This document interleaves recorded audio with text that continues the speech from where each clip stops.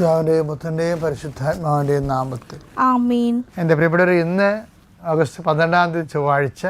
നമുക്ക് അമ്മയോട് ചേർന്ന് പ്രാർത്ഥിക്കാം. അമ്മേ പരിശുദ്ധമ്മേ, അമ്മേ പരിശുദ്ധമ്മേ, ദേവമാതാവേ, ദൈവമാതാവേ, കൃപാസനത്തിലൂടെ ഞങ്ങൾക്കും ഞങ്ങളുടെ ദേശത്തിനും അമ്മ മധ്യസ്ഥം തേടി തന്ന എല്ലാ അനുഗ്രഹങ്ങൾക്കും കൃപകൾക്കും ഞങ്ങളിപ്പോൾ ഹൃദയം നിറഞ്ഞ നന്ദി പറയുന്നു.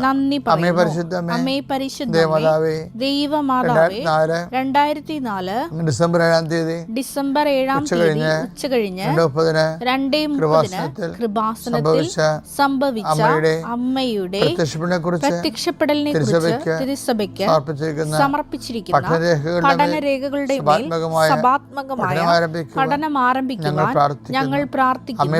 അമ്മേ പരിശുദ്ധമേ, ഭൂസ്വർലോകങ്ങളുടെ രാജ്ഞിയായ അങ്ങേയ്ക്ക് ഭൗമ സംരക്ഷണത്തിനായി പ്രപഞ്ച പ്രകൃതിയെ തന്നെ തിരുസഭ പ്രതിഷ്ഠിക്കുവാൻ ഈ പ്രത്യക്ഷീകരണം വഴി ഇടയാക്കണമേ. പരിശുദ്ധമ്മേ, ജപമാല മാതാവേ, സകല കൃപാസനം പ്രാർത്ഥനകളോടും ചേർത്ത് ഞങ്ങളിപ്പോൾ പ്രാർത്ഥിക്കുന്ന ഈ കുടുംബത്തിന്റെ പ്രത്യേക നിയോഗം. മക്കളെ,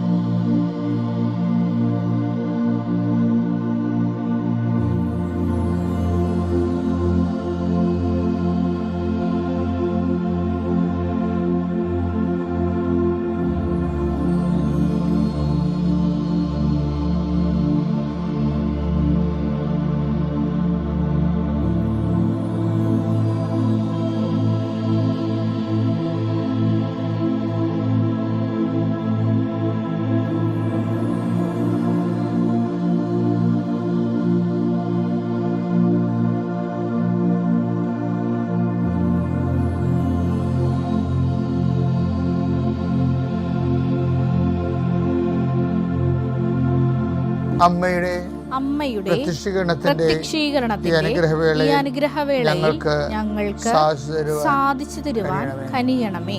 വിശ്വാസ പ്രമാണം. സർവശക്തനായ പിതാവും ആകാശത്തിന്റെയും ഭൂമിയുടെയും സൃഷ്ടാവുമായ ദൈവത്തിൽ ഞാൻ വിശ്വസിക്കുന്നു. അവിടുത്തെ ഏകപുത്രനും ഞങ്ങളുടെ കർത്താവുമായ ഈശോമിശിഹായിലും ഞാൻ വിശ്വസിക്കുന്നു. ഈ പുത്രൻ പരിശുദ്ധാത്മാവിനാൽ ഗർഭസ്ഥനായി കന്യകാമറിയത്തിൽ നിന്ന് പിറന്ന് പൊന്തിയോസ് പീലാത്തോസിന്റെ കാലത്ത് പീഡകൾ സഹിച്ച് കുരിശിൽ തറയ്ക്കപ്പെട്ട് മരിച്ച് അടക്കപ്പെട്ട് പാതാളങ്ങളിൽ ഇറങ്ങി മരിച്ചവരുടെ ഇടയിൽ നിന്ന് 3-ാം നാൾ ഉയർത്ത് സ്വർഗത്തിലേക്ക് എഴുന്നള്ളി സർവശക്തിയുള്ള പിതാവായ ദൈവത്തിന്റെ വലതുഭാഗത്തിരിക്കുന്നു. അവിടെ നിന്ന് ജീവിക്കുന്നവരെയും മരിച്ചവരെയും വിധിക്കുവാൻ വരുമെന്നും ഞാൻ വിശ്വസിക്കുന്നു. പരിശുദ്ധാത്മാവിലും ഞാൻ വിശ്വസിക്കുന്നു. വിശുദ്ധ കത്തോലിക്കാ സഭയിലും പുണ്യവാന്മാരുടെ ഐക്യത്തിലും പാപങ്ങളുടെ മോചനത്തിലും ശരീരത്തിന്റെ ഉയർപ്പിലും നിത്യമായ ജീവിതത്തിലും ഞാൻ വിശ്വസിക്കുന്നു. ആമേൻ. സ്വർഗ്ഗസ്ഥനായ ഞങ്ങളുടെ പിതാവേ, അങ്ങയുടെ നാമം പൂജിതമാകണമേ. അങ്ങയുടെ രാജ്യം വരണമേ. അങ്ങയുടെ തിരുമനസ് സ്വർഗത്തിലെ പോലെ ഭൂമിയിലും ആകണമേ.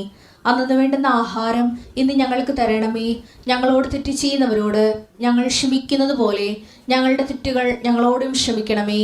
ഞങ്ങളെ പ്രലോഭനത്തിൽ ഉൾപ്പെടുത്തരുതേ, തിന്മയിൽ ഞങ്ങൾ രക്ഷിക്കണമേ. ആമേൻ. നന്മ നിറഞ്ഞ മറിയമേ, സ്വസ്തി. കർത്താവ് അങ്ങയുടെ കൂടെ സ്ത്രീകളിൽ അങ്ങ് അനുഗ്രഹിക്കപ്പെട്ടവളാകുന്നു. അങ്ങയുടെ ഉദരത്തിൻ ഫലമായി ഈശോ അനുഗ്രഹിക്കപ്പെട്ടവനാകുന്നു. പരിശുദ്ധ മറിയമേ, തമ്പുരാന്റെ അമ്മേ, പാപികളായ ഞങ്ങൾക്ക് വേണ്ടി ഇപ്പോഴും ഞങ്ങളുടെ മരണസമയത്തും തമ്പുരാനോട് അപേക്ഷിക്കണമേ. ആമേൻ. എൻ്റെ കർത്താവേ, നിന്റെ ഉന്നതമായ നാമം സ്വസ്ഥം ചെയ്യുന്ന കർത്താവേ, കുഞ്ഞുങ്ങളെ ഓർത്ത് പ്രാർത്ഥിക്കുന്നു, കുഞ്ഞുങ്ങളുടെ രോഗങ്ങളെ ഓർത്ത് പ്രാർത്ഥിക്കുന്നു, ഞങ്ങളുടെ ബന്ധുക്കൾ സ്വന്തപ്പെട്ടവർ ആശുപത്രിക്ക് രോഗികളെ കിടക്കുന്ന സ്വന്തം പ്രാർത്ഥിക്കുന്നു. ഈശോ മാറാത്ത രോഗങ്ങളെ ഓർത്തോർത്ത് കണ്ണീരോടെ പ്രാർത്ഥിക്കുന്നു.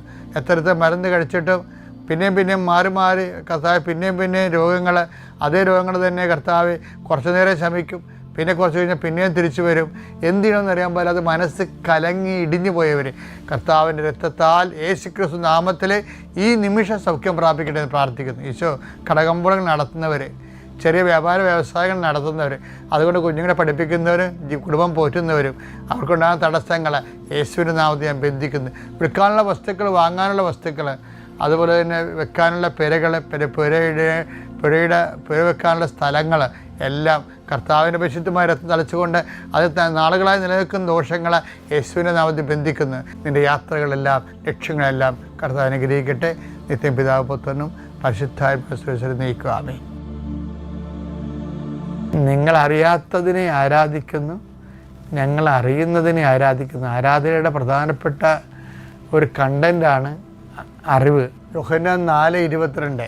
നിങ്ങൾ അറിയാത്തതിനെ ആരാധിക്കുന്നു, നിങ്ങൾ അറിയാത്തതിനെ ആരാധിക്കുന്നു, ഞങ്ങൾ അറിയുന്നതിനെ ആരാധിക്കുന്നു. അറിയുന്നതിനെ ആരാധിക്കും. പക്ഷെ അറിയുന്നതിനെ ആരാധിക്കുമ്പോൾ എന്താണ് റിസൾട്ട്? എന്താണ്? രക്ഷ യഹൂദരിൽ നിന്നാണല്ലോ. അറിയുന്നതിനെ ആരാധിക്കുന്നതിൽ നിന്നാണ് ക്രിസ്തുവിനെ കിട്ടുന്നത്. രക്ഷ എന്ന് പറഞ്ഞാൽ എന്താണ്? ലൂക്ക 2:30. എല്ലാ മനുഷ്യർക്കും വേണ്ടി ഒരുക്കിയിരിക്കുന്ന രക്ഷ ഞാനെൻ്റെ കണ്ണുകൊണ്ട് കണ്ടിരിക്കുന്നു. അപ്പോൾ രക്ഷ എന്ന് പറയണത് ആരിൽ നിന്നാണ് വരണത്? ക്രിസ്തു ആരിൽ നിന്നാണ് വരണത്? ആർക്കാണ് ക്രിസ്തുവിന് അനുഭവവേദ്യമാകണത്? അറിഞ്ഞ് ആരാധിക്കുമ്പോഴാണ്. അപ്പം അതുകൊണ്ടാണ് നമ്മൾ ജപമാലയൊക്കെ പ്രാർത്ഥിക്കുമ്പോൾ ശവപ്രാണത്തിന് മുമ്പ് നമ്മൾ പ്രാർത്ഥിക്കുന്നത് ഈ ജപം ഭക്തിയോടും ശ്രദ്ധയോടും കൂടി ചെയ്യുന്നതിന്.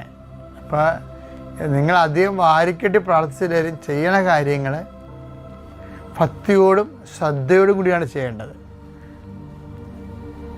അപ്പോൾ ഞാൻ കഴിഞ്ഞ ദിവസങ്ങളിൽ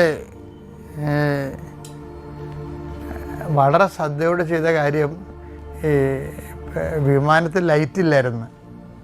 ലൈറ്റ് ഉണ്ടായിരുന്നത് കുറവായിരുന്നു ഞാൻ ഇരിക്കുന്ന സ്ഥലത്ത്. അപ്പോൾ ഞാൻ എൻ്റെ കാന നമസ്കാരം എടുത്ത് മടി വെച്ചിട്ട് ലെൻസ് കൊണ്ടുപോയി. ഞാനിവിടുന്ന് ലെൻസ് കൊണ്ടുപോയപ്പോൾ ഇവിടെ ബാഗിൽ ലെൻസ് ഇംഗ്ലണ്ടിൽ ധ്യാനം ഉണ്ടായിരുന്നു. അതങ്ങനെ പോയതാണ് UK-ൽ. അപ്പോൾ ഇവിടുന്ന് ലെൻസ് കൊണ്ടുപോയപ്പോൾ ഇവരെല്ലാം പറഞ്ഞ് എന്തിനാണ് വെച്ചാൽ ലെൻസ്? പക്ഷേ എനിക്കറിയാത്ത എന്തിനാണ് ലെൻസ് എന്ന്. എന്തെങ്കിലും വായിക്കേണ്ടി വരികയാണെങ്കിൽ എടുക്കാമല്ലോ എന്ന് വിചാരിച്ചോണ്ട്. പക്ഷേ വായിക്കേണ്ടി വന്നു. ഞാൻ കാന നമസ്കാരം തിരിച്ചു വെച്ചപ്പോൾ തുടർന്ന് വെച്ചപ്പോൾ ലൈറ്റ് കുറവാണ്. പിന്നെ ഞാൻ എന്ത് ചെയ്ത്, ഞാൻ ലെൻസ് വെച്ചാണത് വായിച്ചത് വിമാനത്തിൽ വെച്ച്. അപ്പോൾ എന്താണ് ഇത്? ഈ ജപം ഭക്തിയോടും ശ്രദ്ധയോടും കൂടെ ചെയ്യാൻ. അപ്പോൾ പ്രാർത്ഥനയിലുള്ള വിഷയം അത് അത്രയും സൂക്ഷ്മത നമ്മുടെ എല്ലാ പ്രാർത്ഥനയ്ക്കും നിങ്ങൾ കൊടുക്കണം. കാരണം ദൈവതിരുസന്നിധിയിൽ നമ്മൾ പ്രാർത്ഥിച്ച് പണി മേടിക്കുന്ന ആൾക്കാരുടെ എണ്ണമാണ് കൂടുതൽ. കാര്യം ഇവർ ദൈവതിരുസന്നിധിയിലാണ് ഇരിക്കണത്. എന്നിട്ട് ഇവർ പട്ടിയുടെ കാര്യം, പൂച്ചയുടെ കാര്യവും, അത്താഴത്തിൻ്റെ കാര്യവും മറ്റു കാര്യങ്ങളൊക്കെ ചിന്തിച്ചുകൊണ്ടിരുന്ന് ആപ്പാടെ പ്രാർത്ഥിച്ച് പണി മേടിക്കും. അപ്പം നിങ്ങൾ ഓർക്കും പ്രാർത്ഥിക്കാതിരിക്കുന്നതല്ല, പ്രാർത്ഥിച്ച് പണി മേടിക്കണേക്കാൾ നല്ലതെന്ന്. അതിനെക്കുറിച്ച് ഞാനൊന്നും പറയണില്ല. അത് കോമൺ സെൻസ് ഉള്ളവർ അങ്ങനെ ചോദിക്കത്തില്ല. അത്രയും ഡേറ്റി ആയിട്ടുള്ള ആൾക്കാർ അങ്ങനെ ചോദിക്കത്തുള്ളൂ. കാര്യം പ്രാർത്ഥന ദൈവം നൽകുന്നൊരു വരവല്ലേ. അല്ല നമ്മളെന്തോ വലിയ കാര്യം ദൈവത്തിന് വേണ്ടി ചെയ്യണ പോലെയാണ് ചില ആൾക്കാർ ചിന്തിക്കുന്നത്.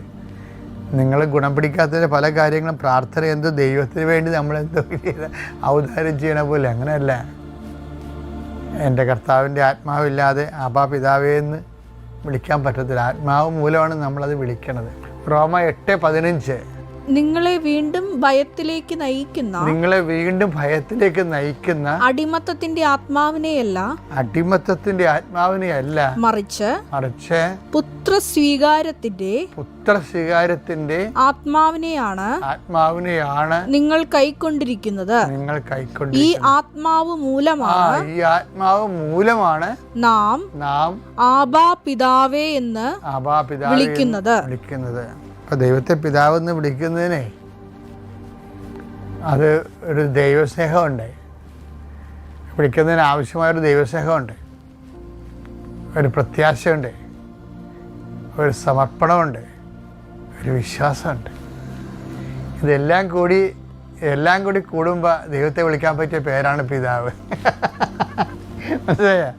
ഒരു ദൈവ പൈതലിന് വിശ്വാസം കൂടുമ്പോൾ, പ്രത്യാശ കൂടുമ്പോൾ, സ്നേഹം കൂടുമ്പോൾ, ഇനി സമർപ്പണം കൂടുമ്പോൾ, കാര്യം വിശ്വാസം കൂടുമ്പോഴും ആൾക്കാർ ദൈവത്തിൽ നിന്ന് എന്തെങ്കിലും പ്രതീക്ഷിക്കും. പ്രത്യാശ കൂടുമ്പോഴും ഇന്നലെ നാളെ കിട്ടുമെന്നുള്ള പ്രതീക്ഷിക്കും. സ്നേഹം കൂടുമ്പോൾ നമ്മുടെ മെരിറ്റിൻ്റെ അപ്പുറത്തുള്ള കാര്യം ദൈവം തരുമെന്ന് പ്രതീക്ഷിക്കും. പക്ഷേ അതെല്ലാം വെള്ളിയാണെങ്കിൽ തനി തങ്കമെന്ന് വിളിക്കുന്നത് എന്താണെന്നറിയാമോ? സമർപ്പണമാണ്. കർത്താവിൻ്റെ അവസാന പ്രാർത്ഥന എന്താണ്? സമർപ്പണം. അതിനാണ് ഞാൻ ആദ്യം കഴിഞ്ഞ ദിവസം പറഞ്ഞില്ലേ ഞാൻ ആമേൻ എന്ന് വെച്ചാൽ എൻ്റെ മനസ്സിനെതിരായിട്ടുള്ള കാര്യങ്ങളാണ് സംഭവിക്കുന്നത്. പക്ഷേ എൻ്റെ ദൈവത്തെ ഞാൻ അത്രയും കൊതിക്കുന്നു, സ്നേഹിക്കുന്നു. അതുകൊണ്ട് ഞാൻ ദൈവത്തിൻ്റെ മനസ്സിനെ സ്വയമായിട്ട് കീഴ്വഴങ്ങുന്നു. ആമേൻ. 2 കൊരിന്ത്യർ 1:20 വായിച്ച്. ദൈവത്തിൻ്റെ സകല വാഗ്ദാനങ്ങളും ദൈവത്തിൻ്റെ 8855 വാഗ്ദാനങ്ങൾ ക്രിസ്തുവിൽ അതേ എന്ന് തന്നെ. ക്രിസ്തു, അതായത് പ്രശ്നത്തെ ക്രിസ്തുവാണ് ആമേൻ പറയുന്നത്. ക്രിസ്തുവിൻ്റെ രാജ്യം ഈ മേഖലയിൽ ദൈവഹിതം നിറവേറട്ടെ, ദൈവരാജ്യം പുലരട്ടെ, ക്രിസ്തു എന്ത് മനസ്സ് വിചാരിക്കുന്നുവോ അതിവിടെ നിറവേറട്ടെ എന്ന് പറയുന്നതിനാണ് ആമേൻ പറയുന്നത്. ബൈബിൾ അവസാനിക്കണമെങ്കിൽ അറിയാമല്ല, മാറാനാഥ ആമേൻ. ഇത് സാക്ഷ്യപ്പെടുത്തുന്നവൻ പറയുന്നു, അതെ ഞാൻ വേഗം വരുന്നു, ആമേൻ, കർത്താവേ യേശുവേ വരണമേ. ഇത് എഴുതിക്കൊണ്ടിരിക്കുന്നവൻ്റെ ഒരു ഫീലിംഗ് ലെവലുണ്ട്. അവൻ കർത്താവിനെ പ്രസൻ്റായിട്ട് അനുഭവിച്ചുകൊണ്ടാണ് അവൻ പറയുന്നത് ആമേൻ പറയണത്. ബൈബിൾ എപ്പോഴും വായിക്കുമ്പോൾ അതിൻ്റെ ഫീലിംഗ് ലെവലൊന്ന് ടച്ച് ചെയ്യാൻ വേണ്ടി നോക്കണം. അതിനാണ് ഈ ബൈബിൾ പഠിക്കണത്. ചില ബൈബിൾ മലയാളത്തിൽ എഴുതിയ വായിച്ചാൽ മനസ്സിലാവില്ല, അങ്ങനെ വായിച്ചാലല്ല, അതിൻ്റെ ഫീലിംഗ് ലെവലാണ് പ്രധാനപ്പെട്ടത്. ഇപ്പം പറഞ്ഞില്ലേ കർത്താവേ വരണമേ എന്ന് പറയുമ്പോൾ അയാളിത് അവസാനിപ്പിക്കുകയും വെളിപ്പാട് യോഹന്നാനിലൂടെ ഒഫീഷ്യലായിട്ട് അവസാനിക്കുകയും ഇപ്പം എല്ലാവർക്കും വേണ്ടി, രക്ഷിക്കപ്പെട്ട എല്ലാ ജനങ്ങൾക്കും വേണ്ടി ഈ അപ്പോസ്തലൻ പ്രാർത്ഥിക്കലാണ്, മാറാനാഥ, ഞങ്ങൾ കൊതിയോടെ കാത്തിരിക്കുന്ന കർത്താവേ വരണമേ. ആമേൻ.